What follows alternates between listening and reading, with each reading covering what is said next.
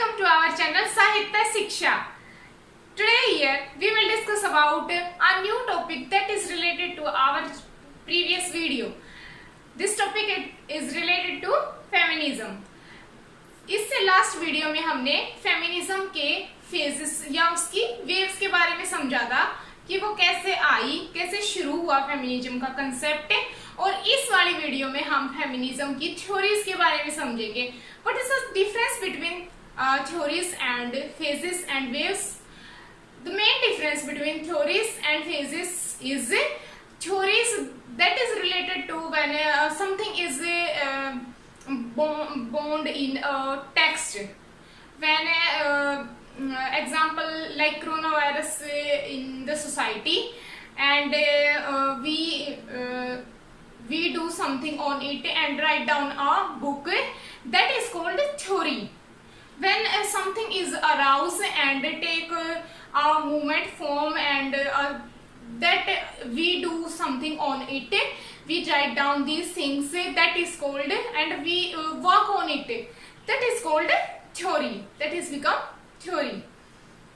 तो आज हम फेमिनिज्म की कुछ थ्योरीज को डिस्कस करेंगे जो कि फेमिनिस्ट राइटर्स कह सकते हैं. उन्होंने अलग अलग जो फेमिनिस्ट की जो थ्योरीज दी और अलग अलग अपने पॉइंट ऑफ व्यू उन्होंने अपने वर्क्स के थ्रू दिए हैं. तो फर्स्ट ऑफ ऑल जो फर्स्ट बार जो थ्योरीज थी वो कहाँ से एमर्ज हुई and what is the meaning of theories, firstly हम ये अंडरस्टैंड कर लेते हैं. First emerge 1794 with the work of Mary Wollstonecraft. It is important righted to play a main role in feminist movement. Her book a vindication of the right of women. तो पहली बार ये 1794 में जब इसकी बुक पब्लिश हुई in writer की Mary वुllstonecraft की, तो उनकी बुक थी vindication of right of women. फिर focus on analyse gender inequality both man and women. Means क्या कहना चाह रहे हैं कि not only women, not only focus on women, focus on all society inequality.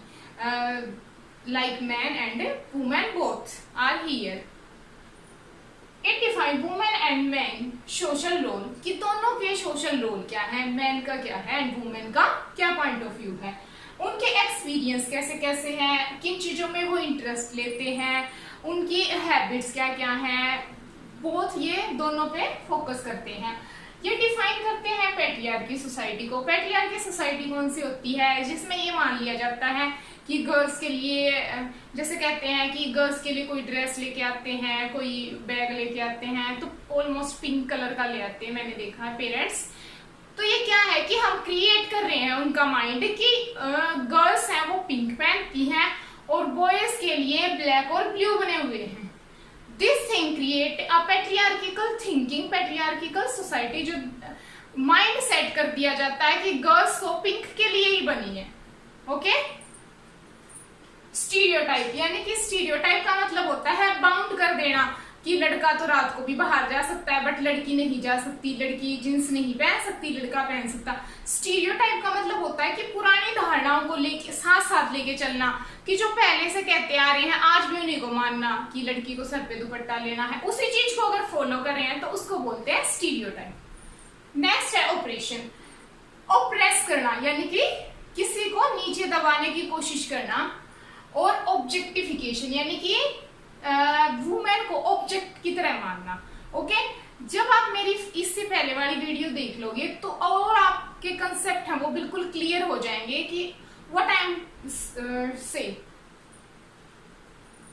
अब आते हैं हम what is the meaning of feminist theory. ये तो था थ्योरीज में होता क्या है और फोकस किन चीजों पे करा गया है फेमिनिस्ट थ्योरी में. अब मीनिंग क्या है? It is extension of feminism into theoretical fiction and show through text. ये एक्सटेंशन है यानी कि फैलाव है पूरी सोसाइटी में किसका, फेमिनिज्म का. थ्योरीज के रूप में वो फिक्शनल भी हो सकती हैं और जो टेक्स्ट के थ्रू शो करी गई है अलग अलग फेमिनिस्ट राइटर के थ्रू. ओके, आई होप यहाँ तक आपको क्लियर हो गया होगा. चलो अब शुरू करते हैं इन थ्योरीज के कुछ टाइप, मेन टाइप्स क्या क्या हैं। 6 टाइप की ये थ्योरीज हैं। सबसे पहला है लिबरल फेमिनिज्म। अब लिबरल का मतलब ही आप समझ गए होंगे, लिबर्टी का मतलब क्या होता है, फ्रीडम। तो लिबरल फेमिनिज्म ने भी किस चीज के ऊपर फोकस करा कि फ्रीडम ऑफ इक्वालिटी, ठीक है, focus on similarity between man and women, कि मैन एंड वुमेन सिमिलर होना चाहिए। Why they are different, why they treat like other class, women treat like other class man. Okay, this include economic, political equality, feminist, activist include this। यानी कि ये क्या है, इसमें economic political equality भी आ जाती है कि अगर आज देखो अभी रिसेंट जो मुद्दा चला हुआ है कि राष्ट्रपति कौन बनी है, द्रौपदी मुर्मू। अब जो द्रौपदी प्रेसिडेंट बनी है, अब फर्स्ट शुरू से तो ऐसा नहीं होता था कि उनको ये अधिकार था कि वो प्रेसिडेंट बन सके, वुमेन, और वो भी एक आदिवासी, अगर उसके देखा जाए तो वो कहाँ से बिलोंग करते हैं, कैसी प्रजाति से। तो ये कहाँ से आई है, ये सारी चीजें कहाँ से, इनकी क्या नींव है, क्या शुरुआत है, हम वो पढ़ रहे हैं। तो ये कंसेप्ट तब शुरू हुए हैं और आज जाके सोसाइटी में हमें ये देखने को मिल रहे हैं कि आज ये लागू हो चुके हैं, ठीक है। तो पॉलिटिकली भी उनको इक्वलिटी दी जाए और इकोनॉमिक लेवल, यानी कि अगर वो कहीं काम करी तो इकोनॉमिकली भी उनको सेम दर्जा दिया जाए। अब इसके जो कुछ फेमिनिस्ट जो मेन राइटर हैं वो है Simone de Beauvoir, Gloria Steinem, Mary Wollstonecraft, John Stuart Mill, ये एक मैन थे। इन सभी राइटर्स को हम अलग अलग वीडियो में डिस्कस करेंगे, because that is not possible to include all these works in this same video, so we do their works in next some videos. Okay, I hope कि liberal feminism is clear to you. Second is radical feminism. What is radical, what is meaning of radical? Radical कुछ जिद जैसा meaning नहीं लगता आपको? Radical means कि जहां पे आपको, आप अपने विचार को लेकर रूढ़िवादी हो, अपने आप को चेंज नहीं करना चाहते। बट ये क्या कह रही है कि जो रेडिकल जो थिंकिंग है हमें उसी को चेंज करना है, रीऑर्डर करना है सोसाइटी को, इन विच मेल इज सुप्रीम। उस सोसाइटी में जहां पे मेल को ही सुप्रीम माना जाता है। आजकल तो मैटरनल हो गई है चीजें कि ऐसे बोला जाता है गृह मंत्री, आजकल तो मदर हो गई है। बट अगर आप अपनी दादी या अपनी मम्मी के पास बैठोगे या ग्रैंड मदर से पूछोगे कि उनके घर में कैसा सिनेरियो था, तो आपको देखने को मिलेगा कि उनसे परमिशन तक नहीं ली जाती थी कि ये डिसीजन लेना है या नहीं लेना है। वो डिसीजन मेल सोसाइटी पहले ही ले चुकी होती थी, उनसे पूछा तक नहीं जाता था। ओके, तो इस सिनेरियो को चेंज करना, रिकॉग्नाइज करना वुमेन के, अब इसमें रिकॉग्नाइज करे गए वुमेन के एक्सपीरियंस जो सोसाइटी के डिवीजन को अफेक्ट कर रहे हैं, यानी कि वुमेन भी अपना कंट्रीब्यूशन सोसाइटी में दे रही है और उससे सोशली क्या उसके जो फायदे हैं वो निकल के आ रहे हैं, तो उस चीज को पहचाना गया। नेक्स्ट है शी, मतलब जो रेडिकल फेमिनिज्म है वो कहती है we need to come out from patriarchy society, reject this. हमें पैट्रियार्की सोसाइटी से बाहर आना होगा, कि मतलब जो एक सिनेरियो बना रहा है कि जेंट्स ही डिसीजन लेंगे, जो फीमेल है उनके वो कुछ नहीं कर सकती, उन सब चीजों से, या वो उनको वो पिंक के लिए बनी है, वो बहुत ही कोमल, इन सब चीजों से बाहर निकल के हमें एक अलग सोसाइटी क्रिएट करनी होगी, जिसमें कि जैसे आजकल है कि वो पायलट भी बन सकती है, वो प्रेसिडेंट भी बन सकती है, वो प्राइम मिनिस्टर भी बन सकती है। तो ऐसी सोसाइटी रेडिकल फेमिनिस्ट लेके आना चाहते थे। इसकी मेन जो फेमिनिस्ट है वो है कैथराइन मैकनॉन, वेलेरी इंसोलेंस एंड एलिस वोकर, जो है इसकी वो मेन फेमिनिस्ट राइटर हैं। अगेन मैं बता देती हूँ, इनको हम नेक्स्ट वीडियोस में डिस्कस करेंगे। Move to the next third, Marxist feminism. Marxism तो आपको पता ही है कैपिटलिज्म से जुड़ा हुआ था, तो मार्क्सिस्ट फेमिनिज्म भी वहीं से आया कि जब वो काम कर रही है इंडस्ट्रीज में जाके, तो उन क्या हो रहा है कि उनको वो दर्जा नहीं दिया जा रहा जो उनको मिलना चाहिए, उनकी पेमेंट भी काट ली जा रही है, आधी जेंट्स से मैन से आधी पेमेंट उनको दी जा रही है, बिकॉज ऐसा माना जा रहा है कि जो मैन है वो ज्यादा काम कर रहे हैं और जो फीमेल है वो कम काम कर रही है, इसलिए उसको आधी तनख्वाह दी जा रही है। सेकंड जो पॉइंट था कि वो रिप्रोडक्शन के दौरान, यानी कि अगर वो प्रेग्नेंट है तो भी वो काम कर रही है। थर्ड ये था कि जो कैपिटलिस्ट थे वो ये फायदा उठा रहे थे कि हमें कम पेमेंट में लेबर वर्क मिल रहा है। ओके, तो ट्रीट करा जा रहा है लाइक सेकंड क्लास सिटीजन की तरह उनको। Women subordinate important for capitalist. Women का जो दबाव था, अगर उनको दबाया जा रहा था तो ये किसके लिए, कैपिटलिस्ट के लिए जरूरी था, जैसे कि मैंने बताया लेबर फोर्स के लिए। अब देखो इसके कुछ इंपॉर्टेंट राइटर पे आ जाते हैं हम। एंजेला डेविस, सुलामिक फायरस्टोन, ये तो सबसे इंपॉर्टेंट है भाई, इसको तो हम पक्का पढ़ेंगे। कैरोली, क्लारा फ्रेजर, ये कुछ इंपॉर्टेंट मार्क्सिस्ट फेमिनिस्ट हैं। तो the next, post modern feminism. Post modern feminism के कुछ पहले मोस्ट इंपॉर्टेंट फेमिनिस्ट के बारे में डिस्कस कर लेते हैं।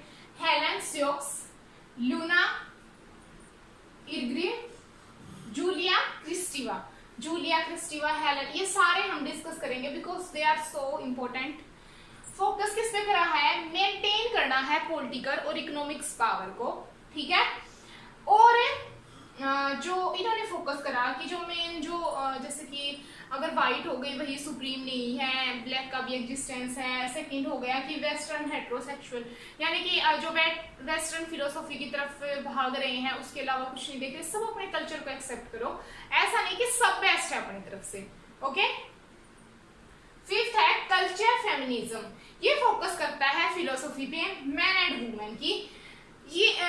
ये सबसे इंटरेस्टिंग है कि इसमें कहा है कि सबका अपना पॉइंट ऑफ व्यू है, सबके अपने कंसेप्ट हैं, कि आप ये नहीं कह सकते कि मतलब कि वुमेन को ही ओनली दबाया जा रहा है, ऐसा तो नहीं है। कहीं ना कहीं मैन है वो भी स्ट्रेस हो रहा है, तो उसके भी अपने कुछ पॉइंट ऑफ व्यू हैं।